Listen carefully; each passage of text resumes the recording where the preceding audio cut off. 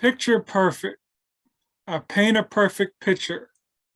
Bombing suckers with precision. My intentions to get richer. Let's go. Welcome to House Rich, the real estate show. We're helping millennials figure out where do I get started in real estate and how do I build generational wealth. So today's topic is obtaining the perfect credit score. The intro was provided by Brooklyn-born West Coast philosopher Lassane Parrish Crooks. Let's get into the topic. All right, so let's talk about getting that perfect credit score. And to be clear, before we start any of this, a perfect credit score, even 800 credit score, is totally unnecessary when it comes to buying a home. So think about this. Whether you're into guys or gals, think about you trying to come up with that perfect line to talk to somebody at the mall or whatever you used to do as a youngster. A lot of times you trying to figure out the perfect line was just an excuse not to talk to somebody, when the perfect line is probably just, hi, my name is, I guess we're doing Eminem as well in this episode, but perfection is just an excuse not to execute on something. So I think a lot of times people say, hey, I need a perfect credit score, an 800 credit score, even a 700 credit score as an excuse because they're not confident enough in order to pull the trigger for whatever reason on buying a home. And so this episode and the previous episodes will help you build confidence when it comes to buying a home. But let's talk about the numbers. So you often see, well, there are 850 points when it comes to your credit score. So a lot of times you see that blue and light blue chart with the FICO breakdown percentages. That's great to look at, but I always like to say, hey, what do those percentages equate to? And so when it comes to credit, there is basically 300 points for having a credit profile for about 6 months. So when we talk about the points or that you can manipulate when it comes to your credit score, we're talking about 550 of those points. And so let's break it down. Payment history is 35% of that 550, which comes out to 192.5 points. Your credit utilization is 30% of that 550, which comes out to 165 points. Length of credit history is 82.5 points. Credit mix is 55 points, 10%. And new credit, AKA inquiries, are 10% as well, which comes out to 55 points. So hopefully your big takeaways so far are a credit profile gives you 300 points, proper utilization gives you 165 points, and payment history gives you 192.5 points. So if you add all those up, you're north of 650 already. So hopefully that kind of tells you that those are the two most important things when it comes to working on your credit. But let's break down how each one impacts your credit. So first off, let's jump into payment history.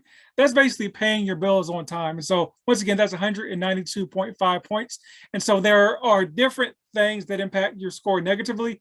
But the whole thing is, if you just pay your bills on time, that's how you get the 192.5 points. But let's say you have some blips along the way. So stuff like lates, that can dock you anywhere between 90 and 100 points. Like collections can be anywhere between 45 and 125 points.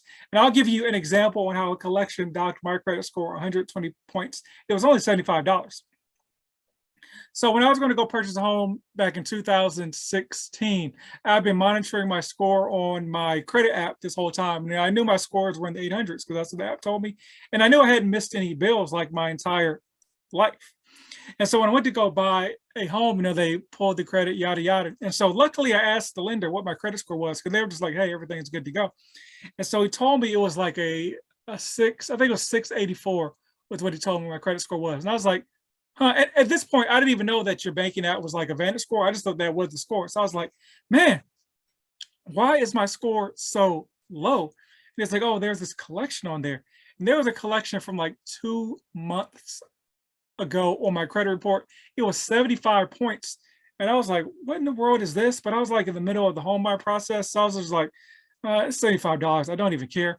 I just called the debt collector and paid it off. I didn't even ask for a pay for delete. Luckily, they just did that for me, because if you don't get a pay for delete, it's as if paying off the collection has no positive impact on your credit score. Sometimes actually a negative credit score. See previous videos about that. And so my credit report cycled, and then my credit score jumped back up to an 804. Well, I think it was 806 was my middle credit score. So over 120 points was a $75 collection on my credit report. So your credit is basically a what have you done for me lately situation. And then so we also got stuff like BKs, liens, child support, stuff like that will dock you like 200 points. But another thing is a lot of things are just showstoppers altogether. So like no matter how, if somehow you're able to still maneuver like a 640 credit score with like a BK, lenders have like overlays and stops in place where it's like, hey, you need to go 48 months or 84 months or something like that as far as having a BK, no matter what your credit score is. A lot of lenders just have hard stops like BKs, liens, child support, and stuff like that. Foreclosures are often just hard stops in your credit report, no matter what your credit score is. And so once again, the time between the event happening has really the greatest impact. So it's better to have a $500 collection that's 5 years old than a $50 collection that's 1 month old, because that $50 collection will do a lot more towards you. So think about it. It's like, hey, this person had some sort of event 5 years ago where they couldn't pay back $500, but since then they've been scot clean. So, the last 5 years is probably more indicative of their financial behavior. But on the other side of the coin, if it's like, hey, last month this guy couldn't pay back $50, like, and you're thinking it's only $50, the lender's like, yeah, it's only $50. Why couldn't you make the payment? And so they're like, hey, I don't know what's going on. And I say the lender, the algorithm that calculates the score, is like, hey, I don't know what's going on with this person, but we're going to knock their credit because we don't know what's really going on here. So that is the payment history part of the equation. Now let's talk utilization. Once again, that is 30 points or 165 points. So there's not a, I would say there's not a lot, well, there's not a lot of consensus in my head, maybe amongst others, but there's like two camps. There's a camp of, hey, 0% utilization is the best. Then there's like 1% utilization is the best. I don't know which is which, but 1%, 0%, if you're in that, if you can have 1% or 0%, your credit score is probably doing pretty good. But from what I've been able to ascertain, the optimal credit percentage is 1%. And so it's like 1% to 10% is like the top threshold.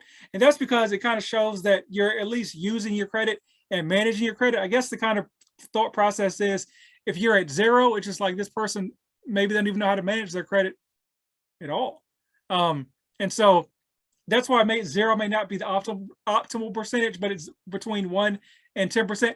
And also the other thing is, the credit scores are designed by the folks that you're borrowing money from. So they want you to use your credit. So that's probably another reason why 1 to 10% may be better than 0% utilization, or 0% utilization. But so 1 to 10%, the next is 10% is the next threshold. And then, 0% is the next threshold, And then the threshold after that is like 11% to 29%, essentially. And so, like you're still like, if we're to do a grading system, you're still like an A at like 11%, like 11% to like 29%. 29% is probably like a C or something like that when it comes to your credit score. So C, still passing, everything's good to go. You're not going to not be able to get a loan, definitely if you're between like that 29% threshold. It's probably like more like a C plus. Then the next threshold percentage is it is 10% to 49%, or 30% to 49%. And so that's kind of where in the zone where the credit algorithm is looking at you and is like, okay, I guess they are paying their bills. They're under half, 50% utilization, but we're going to keep an eye on them, and actually we're going to dock them a little bit as far as their performance when it comes to credit. So then once you get over that 50% threshold, that's when it gets a little bit dangerous, like 50% to 89%, because you're probably having some difficulties financially, especially if you're closer to like that 89%. Your cards are almost maxed out. Maybe you're just making minimum payments at that point. And then like 90% to 99%, red flag, danger zone. And then anything over 100%, obviously you're at like 0 there, because it's just like, hey, this person is maxed out every single month. Even if you're kind of making minimum payments on time. Anything over 100%, you're down bad as far as that. And so, like paying down, like, so the difference between like 30% utilization. If you enjoy the show, want to go even more in depth for the content we put out, go to houserichshow.com. We have courses on insider secrets your lender and realtor don't tell you, a course on house hacking, and even a DIY credit course, so you never have to pay for credit repair again. And since you're a loyal listener, use promo code POD for a special discount. Back to the show. Thanks.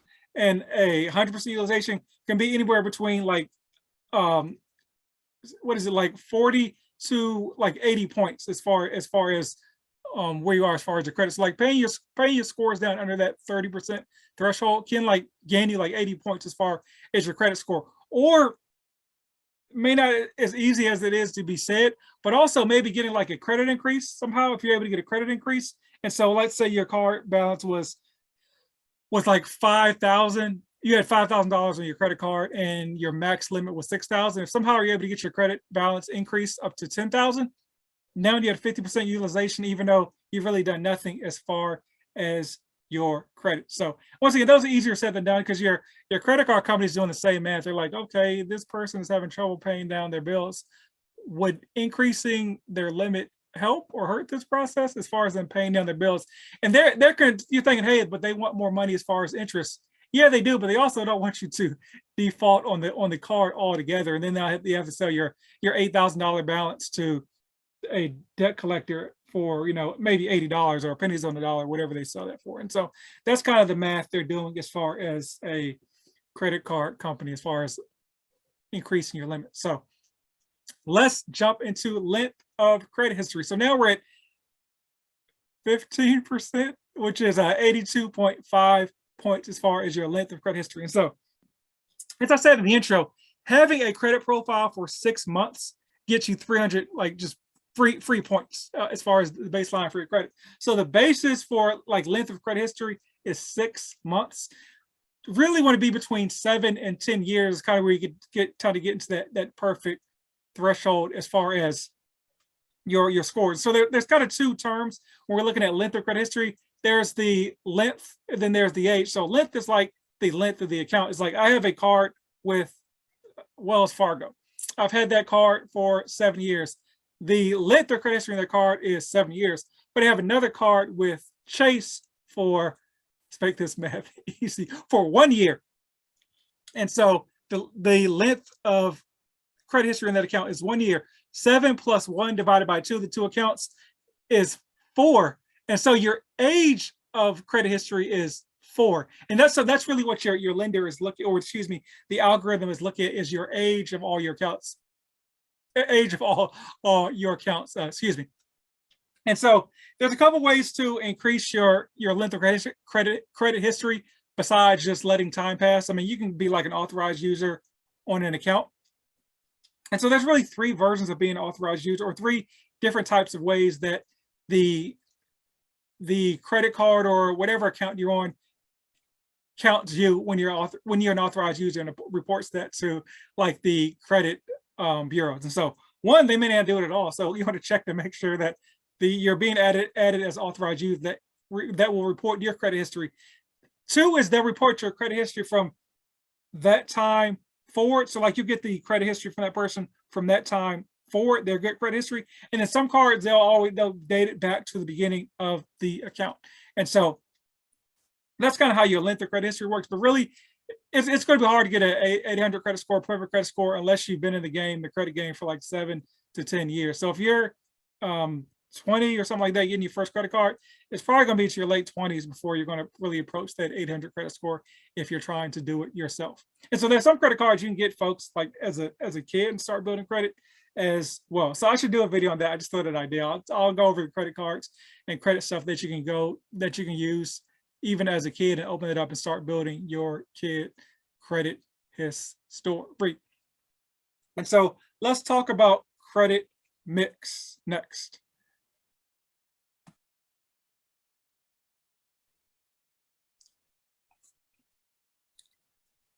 All right, so we're going to talk about credit mix. Excuse me.